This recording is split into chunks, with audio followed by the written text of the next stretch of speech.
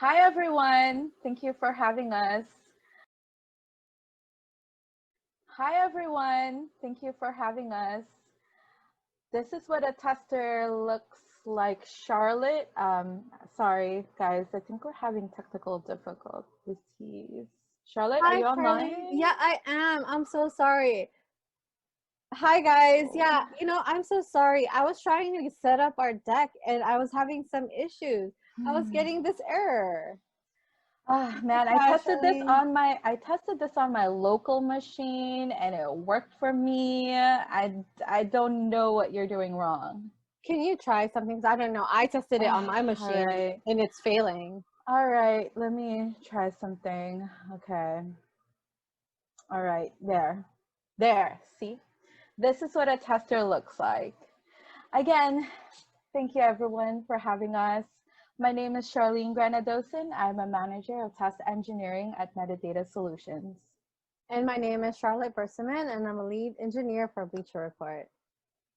So this is what a tester looks like. Now, we are not here to talk about our appearances. We're here to talk about bias. Bias, not just in testing, but bias in software development and our processes. We're here to introduce to you some keywords on how to identify these biases, the impact it has on our processes and our software development, and how to overcome them. The first one is cognitive bias. How is your experience influenced? Now, as you know, in psychology, this is a huge subject. But because of time constraint, we're only going to be introducing to you two types of cognitive bias. The first one is confirmation bias. Now, Charlotte, I'm going to go back to our intro. Who between us was biased in our intro? To be honest, I think both of us were biased. You're biased as a developer because you developed in your own machine and you tested in your own machine. And I am biased as a tester because I tested in my own environment and also tested in my own machine. So both people are biased in this case, both coming from different perspectives, one from a development perspective and another from a quality perspective. Yes, so the developer confirmed that it didn't work on their machine, even though the tester's data says it did not. So because of confirmation bias and searching for data that proves your own belief, you're more than likely to jump into conclusion with just one approach. This is congruence bias. We can think of this as the over-reliance of one testing methodology or approach, like relying on test automation and not doing any ad hoc tests to find edge cases, or maybe not even performing any unit testing. In development, we can think about this as the over-relying on one framework or technology, like Java versus Ruby, or Mac versus Windows. So some keywords to help us recognize cognitive bias: personal experience. Personal experience shapes the way we test. For example, you have a junior tester and a senior tester, a web tester and a mobile tester. Now, say we put all four of these testers together in one room and then we tell them to test a certain application. You'll find that each one of these testers will have different testing approaches. Now, although they may have different testing ideas, we shouldn't discount them. These are all valid tests and they are valid ideas. Another keyword would be fundamental attribution error. This is a form of a stereotype. For example, a tester is not allowed to look at the GitHub repository or even try to review the unit testing. A developer is not allowed to test. So these are forms of fundamental attribution error, and they are cognitive biases. And finally, inattentional blindness that causes us to have cognitive bias. So what's the impact? Why do we care about cognitive bias? Well, it causes us to discount evidence. Data that discounts our belief on the software are also valid tests. When we discount evidence, it causes us to misjudge our software. Perhaps we start skipping those test cases or automatically passing them, or maybe we don't do any unit testing or performance testing. So when we misjudge our software because of cognitive bias, we will have a false sense of confidence that our software is working as expected or is perfect. We always make sure that the software is behaving as expected, but we can actually never be sure if it's behaving in ways it should not. Cognitive bias also causes us to have tunnel vision. By focusing on only those acceptance criteria, we miss out on negative testing or to find those edge cases. We stop asking questions like, what else should we be testing? What else can our software do? Now, when we realize that our software is not limited to those acceptance criteria or to what product says, this is when we start to decrease our cognitive bias. A great way to decrease our cognitive bias is through pair testing or mob testing. Now, this is a great team building activity, and we like doing this in my company currently. This graphic is from Ministry of Testing. They go in depth on pair testing or mob testing. Feel free to check it out.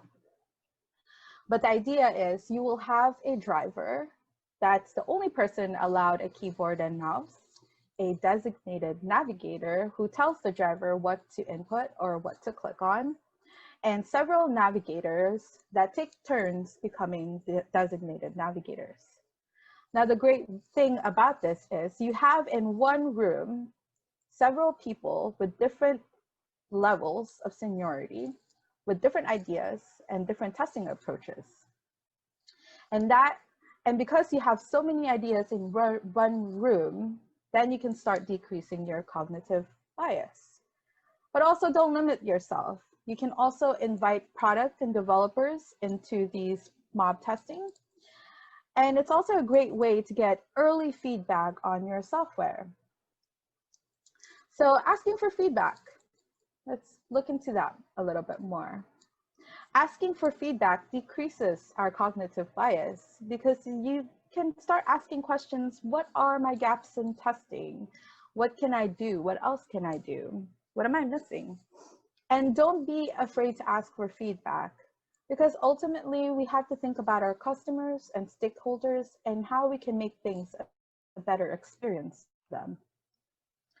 Now, because you ask for feedback, you have to be willing to accept new ideas. So this was a challenge early on in my career. I took everything personally. I was heads down, very efficient, pass, fail on those test cases. But did that really make me a good tester? Did I know my software fully? So to remedy that, and of course, decrease my cognitive bias, I have this thing called a testing bucket. So whenever I go into these mob testing sessions or pair testing session and I encounter a new testing idea or a new approach on my software, I file this under my testing bucket. And it actually helped me not take things too personally, because now it's just a list that I can do. And also ask what you're doing. So step out of your comfort zone on what you're doing on a day-to-day. Branch out from your teams. Figure out what people are doing. Attend webinars, conferences, read blogs. So this will help you step out of that test case mentality. So stepping out of your test case mentality, it really helps decrease your cognitive bias and get rid of that inattentional blindness, because you're not constrained to a scripted test case or acceptance criteria. I like using the exploratory testing method because I actually get to know my software a lot more using that method. I also like using mind maps. Now, this is a visual note-taking tool if you've never used a mind map before. You don't need an application for this. You can use a pen or a paper. An example would be, say, one day my boss comes to me and says, now, Charlene, you're in a new team, and we are going to create a vending machine. So without even going through a design process or having any acceptance criteria or first stories, I already know what a vending machine is. I encounter it on a day-to-day. From there, I can actually form my first iteration of a mind map. Example would be a vending machine has coin slots or a keypad or bill slot. So once I start going into these design sessions, then I can start inputting more into my mind map. I can show my possible testing approaches. What can I do with a vending machine? And then finally, I will now have a visual representation of my testing and my software. So how do I use this to decrease my cognitive bias? Well, now I can show my testing coverage. I can use this to think about different testing approaches. I can also, which is a really big thing, is to ask for feedback. What are the possibilities of my software? What else can we do with this vending machine? What am I missing? You can also start asking, what can I easily automate and what are strictly manual? So this is how I decrease my cognitive bias, and it's from my personal experience, of course. But probably, and it's working out for me, but probably because I'm looking at it through rose-colored glasses.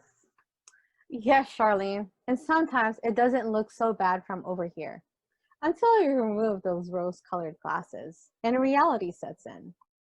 So I'm going to get personal with everyone and talk to you about looking through rose-colored glasses based on personal testing experience. There's a few types of personal biases that we're going to be discussing today. There's the bandwagon effect, the halo effect, and the self-attribution bias. What is the bandwagon effect?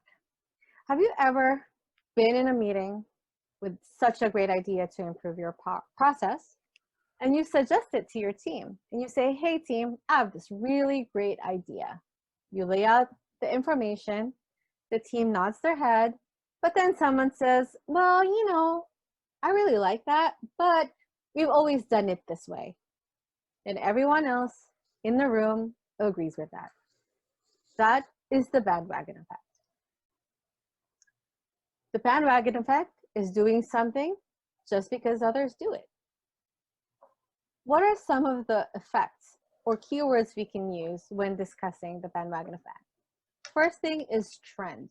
Sometimes we just want to jump on board on whatever is trending, whether it works for our team or not. Or conformity.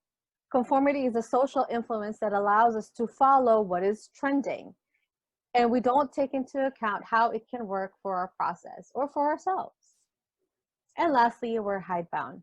Hidebound means set in tradition, meaning we always do it this way, and we don't really determine how we can scale through innovation or change. What are some of the impacts of this sort of mindset? Well, of course, process will hurt. And if process hurts, we end up delivering software that's unreliable. And lastly, if we end up delivering software that's unreliable, legacy systems stay legacy with no chance of scaling. And that's not where we want, especially in tech, where it's very, very innovative. How can we get past ourselves and move on from the bandwagon effect? We can do so by improving as a team. The only thing constant is change, and this is very true, especially in tech. When we want to implement change, there are certain steps that we need to do to ensure that we are capturing the value that we need from this change. So to do that, we first need to have some sort of contemplation about what we want to change. Determine what's driving you. What's driving your team? What is it that you want to do, or what goal do you want to reach? That's why you're doing this change. When you understand what is your goal and what's driving you, you can then determine what your bottlenecks are. It's very important that you understand your bottlenecks, because that's where you can make those resolutions. That's where you can find the fix. And lastly, when you've determined what the bottlenecks are, what the solutions are, then you can research how to implement them. There's one way to do that through the SWOT analysis. SWOT stands for strengths, weaknesses, opportunities, and threats. So first, determine the strengths of your process or your company. Determine the weakness, which are the bottlenecks.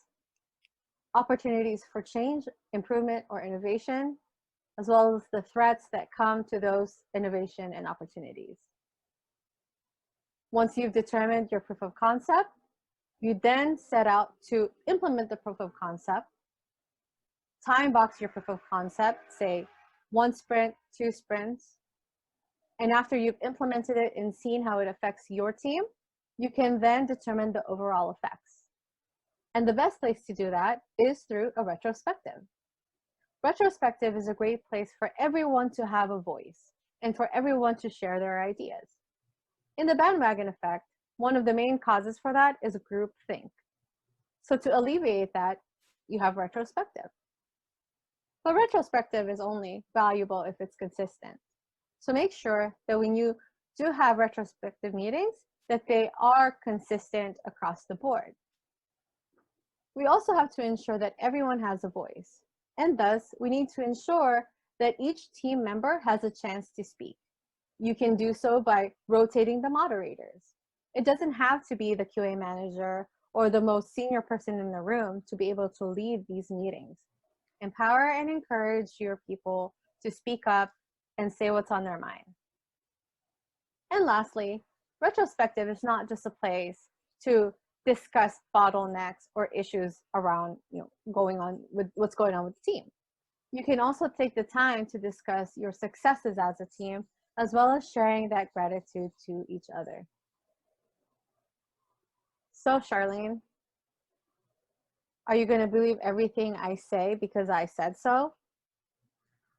Yes, Charlotte, that is the halo effect.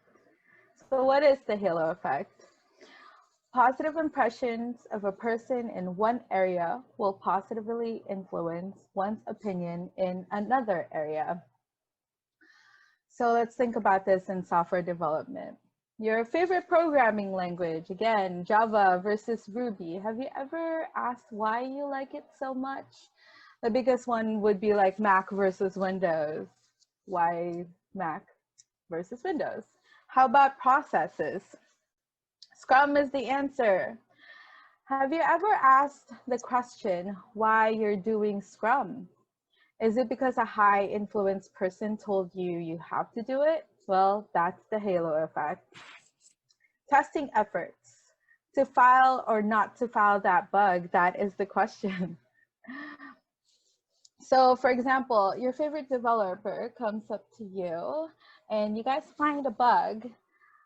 Well, you guys do foosball together every day, you guys hang out, and you feel that this bug might adversely affect him. So you decided not to file that bug. Or perhaps the product owner tells you not to file a certain bug. Well, that is also part of the halo effect. Crickets. I'm sure many of you have been in meetings in like retrospective. Charlotte just went over that. And you hear crickets. No one is saying anything. No one has any opinions. Well, that's probably due to that halo effect. What's the impact of this? Well, you'll have a process that doesn't work. Perhaps Scrum doesn't work for your team. Maybe Kanban will work, or extreme programming. You'll have invisible defects. That bug that you didn't file, it went to production because you didn't regress it during the release process. That's the impact of the halo effect. Silence is not golden. Especially when it comes to grooming and retro, it's not golden at all, because when you get out of a meeting and no one has spoken, you kind of get that illusion that everything is going well with your team. No one is speaking out. No one has any opinions. Then you kind of start wondering, why are things taking so long? Why are stories moving over to the next sprint over and over?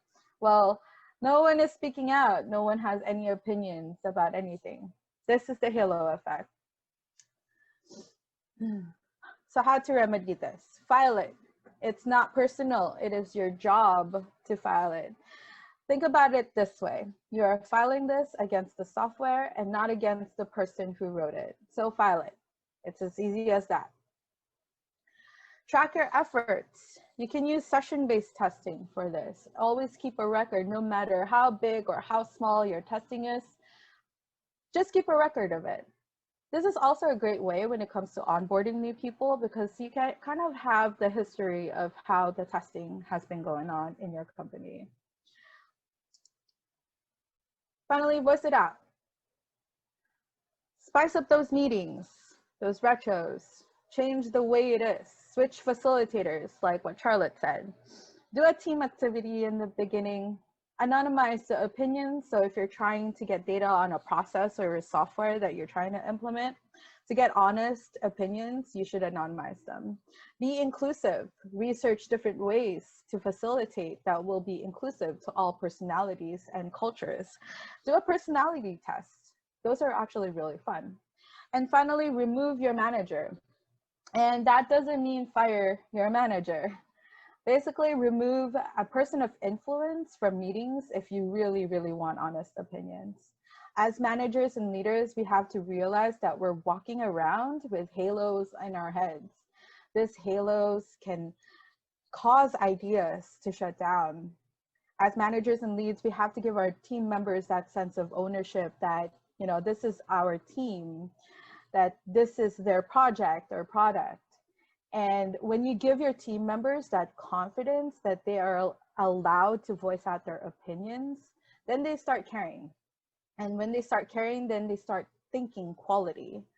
So let's recognize these halos and also challenge them because that's the only way to decrease the halo effect. So Charlotte, you gonna do everything I say now that I said so? Well, that depends, Charlene, because if I succeed, then it's totally going to be because of me. But if I fail, I'm so going to blame it on you. This is what we call the self-attribution bias. You're probably thinking, what does self-attribution bias have to do with QA? Well, that's fairly simple. It's because we're the gatekeepers. Self-attribution bias is basically attributing success to personal skills while failures is an outside circumstance. Let me give you an example. Say we're testing its regression and we're about ready to give our thumbs up and it gets deployed in production. After a few days, product team or engineering team or someone finds a bug. They come to QA and all of a sudden, all the efforts we've done are out the door. We then get questioned, why wasn't this tested? Or better yet, they ask which team is responsible for this feature.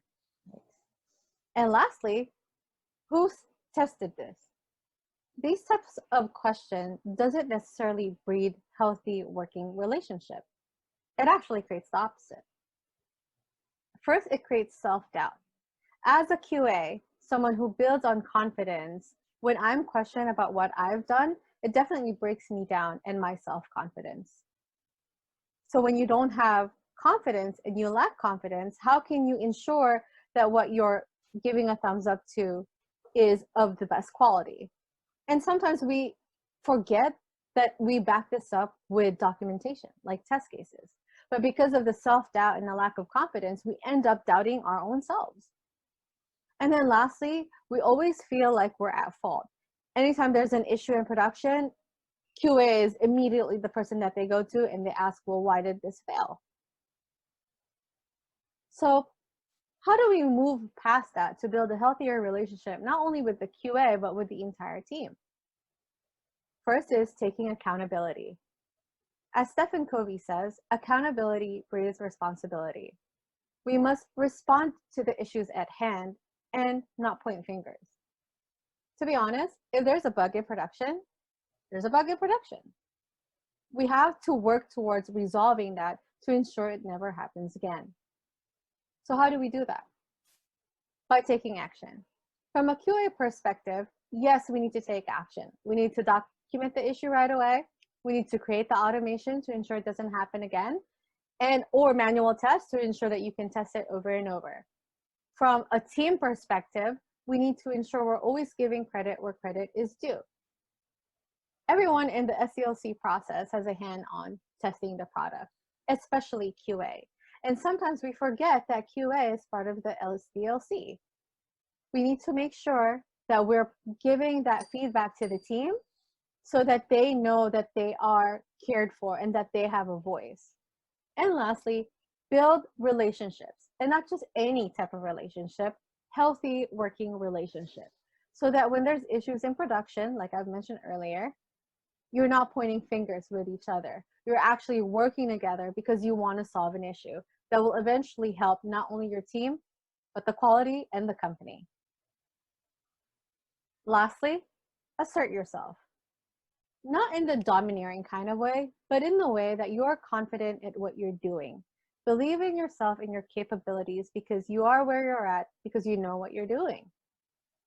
Acknowledge your own boundaries. It doesn't hurt to be confused or to not know entirely what's going on. It's always best to ask for clarification. If you need additional details on the acceptance criteria, I encourage you to say, hey, I don't know what this acceptance criteria is trying to tell me. Could you please clarify? Or if a documentation is missing some important details, go ahead and say, I don't know what this document is telling me. I need some clarification on it. I think being vocal about what it is that you need clarity on will not only help the team communicate with you, but it will also help you communicate with your team. And lastly, build on strengths and weaknesses. If you're really great at exploratory testing, use that as a strength to ensure that you're providing the best quality out there. And if you have a weakness in terms of testing, know that you can always improve upon those weaknesses.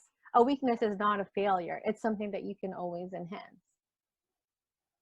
So when Charlene and I started out on this venture with the QA bias talk, we were trying to find resources online that would show us sort of like a data or a graph of how many people in QA actually have experienced bias.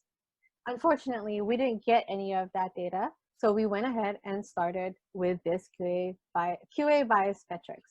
We hope that you take the time to go to the link and answer this anonymized form so that you can better help us understand all the biases that we've just talked about today. There's a lot of biases in the world, definitely a lot, and we've just probably skimmed the very, very top. For example, Forbes says that by the time you're 36, you're too old to be in tech. I highly disagree because I believe there are people who are older than 36 years old doing a great job in tech and kicking it. And so these types of biases that formulate our minds and formulate our work environment definitely need to come out into the light. And so, Charlene, what can you say about our talk today? So just to recap, the confirmation bias is searching for info that fits your narrative, and congruence bias is doing things because it has always worked for you. And remember that there's also 3 types of personal biases. One is the bandwagon effect, when someone says, it's always been that way. One is the halo effect, where you look at someone at a high position and think everything they do is correct. And lastly, self-attribution bias, which basically means, hey, if it works out, it's always my win. And if it doesn't, it's someone else's loss. So as we wrap up our talk and as we've shared our perspectives, Charlene and I want to say thank you for everyone that had joined our talk. And we are so grateful to have been a part of the GDG Zamboanga DevFest. Thank you again for Ms. Yolin for inviting us, as well as the team. We are very grateful to be a part of this great initiative. Yes, thank you. And if you have any questions, you can find us on Twitter and LinkedIn. Feel free to add us and message us. Thank you again. Thank you. Mabuhay. Mabuhay.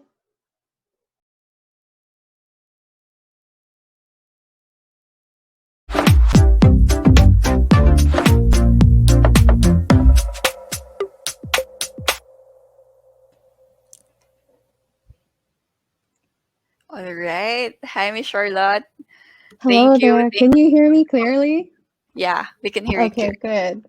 Thank you to both of you for sharing that talk. Actually, while I was looking into the presentation, I was like smiling because that's how things happen in the real world, right? I could Oh, actually relate on the personal biases. So, yeah, nice. Thanks for opening it up and sharing it out here. So, I guess we have some questions for your topics, Miss Charlotte. So, unfortunately, Miss Charlene won't be able to join us, right? No, she's not. She's not available today, Okay, so unfortunately. we'll have Miss Charlotte to answer your questions. So, first question is, among the biases that you have mentioned, what was the one that you have to deal? What you Okay, sorry. Let me repeat the question. Among the biases that you have mentioned, what was the one that you have dealt with the most, and how were you able to manage it?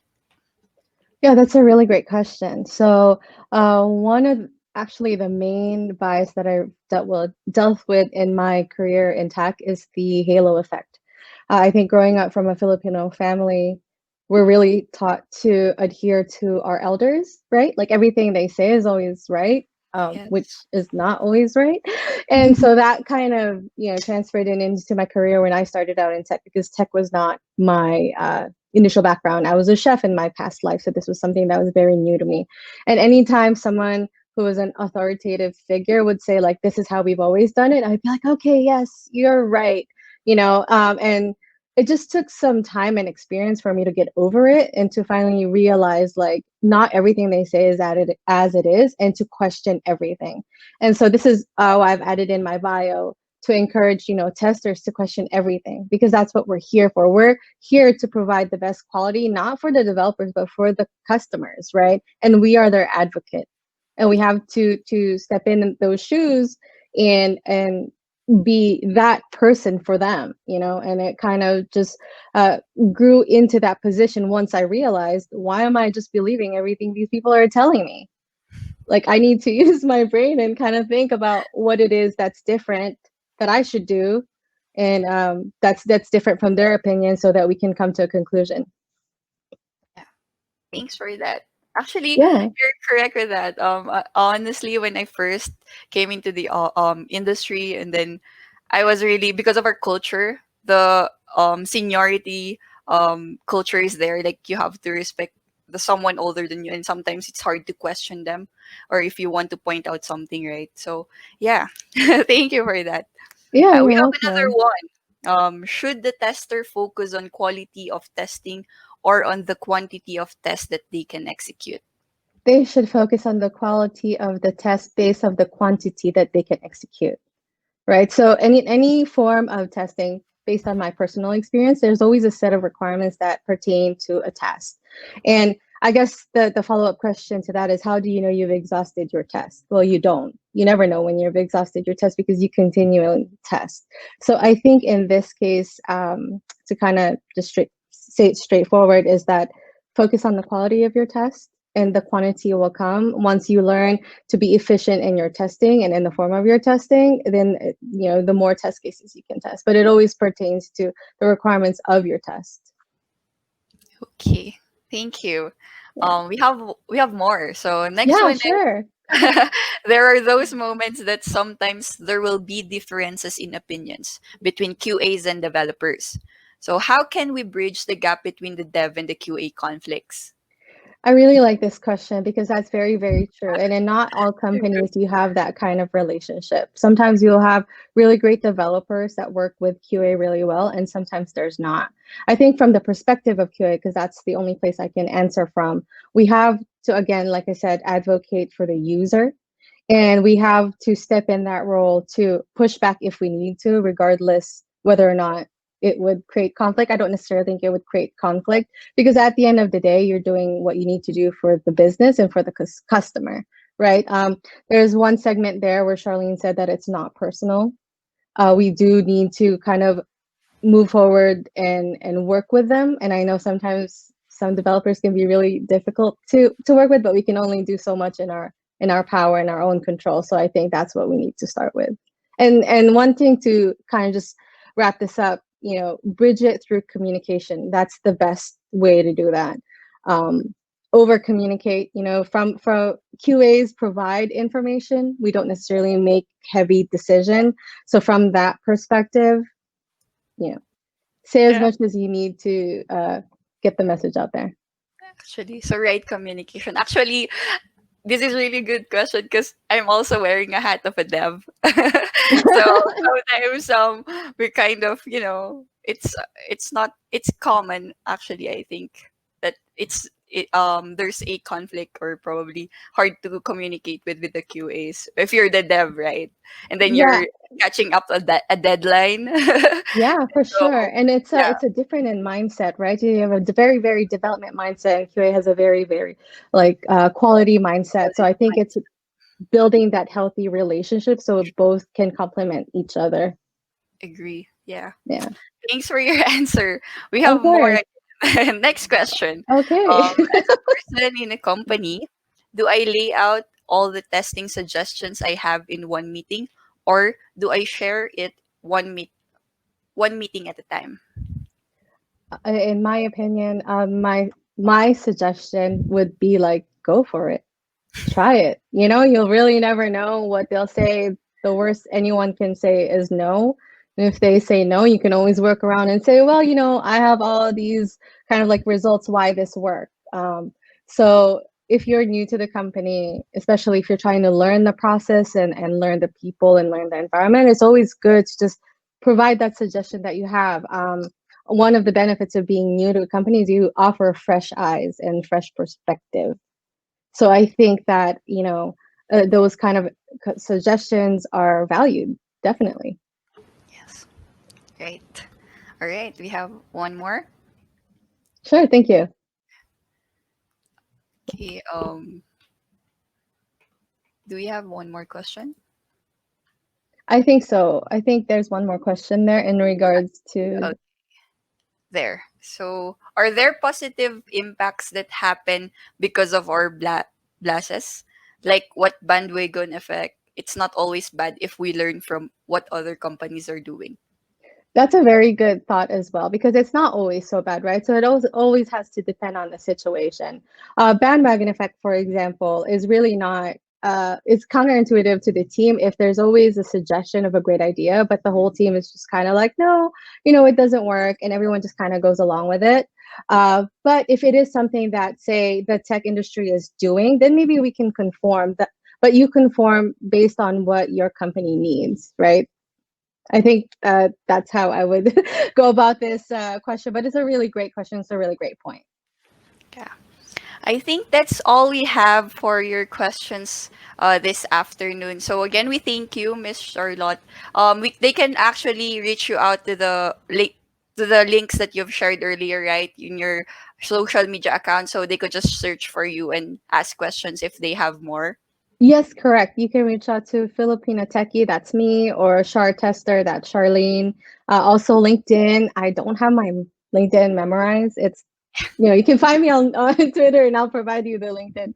But before I leave, I do want to say on behalf of Charlene and myself, we want to thank the Women Techmakers Manila and Women Techmakers Zamboanga. Also want to shout out GDG Baguio, because I'm from Baguio, as Hi, well as I'm from Baguio too. as well as the GDG, all the GDG chapters in the Philippines. You know, it's a really great honor for myself and Charlene to take part in this really great initiative. So thank you. Yeah, we thank you too. So this is actually a good conference where we could share our thoughts, right? So women empowerment. Of course. Thank you. Women in tech. Okay. Thank you, Miss Charlotte. Thank you. All Thank right. you.